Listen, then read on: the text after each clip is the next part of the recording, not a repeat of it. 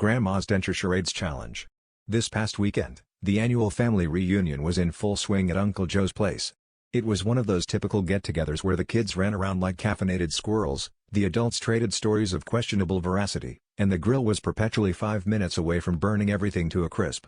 Amidst the chaos, Grandma Mildred, with her twinkling eyes and a penchant for mischief, decided it was time to spice things up with a game of charades.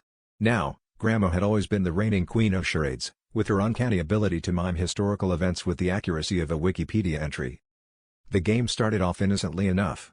Aunt Linda flailed around trying to act out Titanic, which was mostly just her sinking dramatically to the floor, and Cousin Tim did a painfully accurate impression of a drunk squirrel, not a book, movie, or song, just his usual Saturday night persona. But then it was Grandma's turn.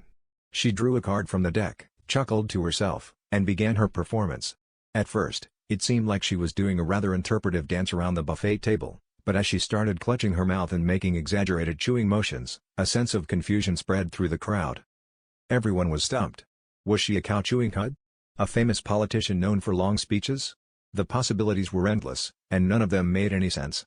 Finally, in a stroke of genius, or desperation, she began miming the act of searching desperately around the buffet, her hands patting down imaginary pockets and lifting invisible chafing lids.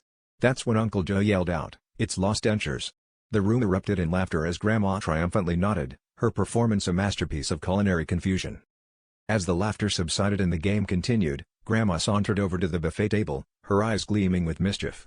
With a sly grin, she plucked her actual dentures from the relish tray, where they'd been hiding in plain sight. "I told you I'd give you something to chew on," she said, popping them back in with a flourish. The room was in stitches, and from that day forward, Grandma was not just the queen of charades, but the undisputed champion of comedic timing.